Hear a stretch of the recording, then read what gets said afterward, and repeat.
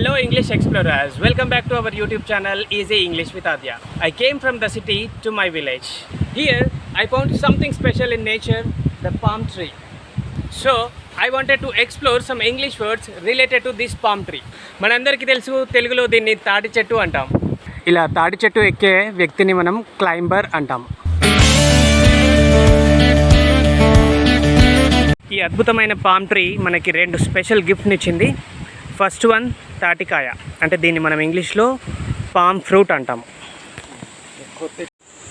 ఈ పామ్ ఫ్రూట్ను మనం కోసినప్పుడు లోపల 2 లేదా 3 కండ్ల మాదిరిగా జెల్లీ లైక్ స్ట్రక్చర్స్ కనబడతాయి. వీటినే మనం తెలుగులో తాటి ముంజలు అంటాము.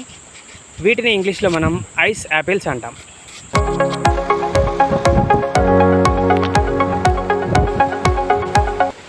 Ice apples. These ice apples are available only in summer.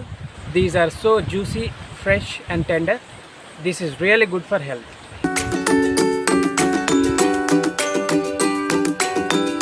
Second one, palm sap. దీనిని మనం తెలుగులో కల్లు అంటాం. ఇది ఫ్రెష్గా చెట్టు నుంచి తీసినప్పుడు దానిని మనం పామ్ సాప్ అని చెప్పొచ్చు. కొంచెం ఫర్మెంటేషన్ అయిన తర్వాత దీన్నే మనం టాడీ అని కూడా అంటాం. మనకు ఐస్ యాపిల్స్ ఓన్లీ సమ్మర్లో దొరుకుతాయి, కానీ ఈ పామ్ సాప్ అనేది మనకు త్రూఅవుట్ ద ఇయర్ దొరుకుతుంది. ఈ పామ్ సాప్ని ఇలాంటి క్లే పాట్స్లలో స్టోర్ చేస్తారు. Learning from nature is always fun. Don't forget to use these words in real life.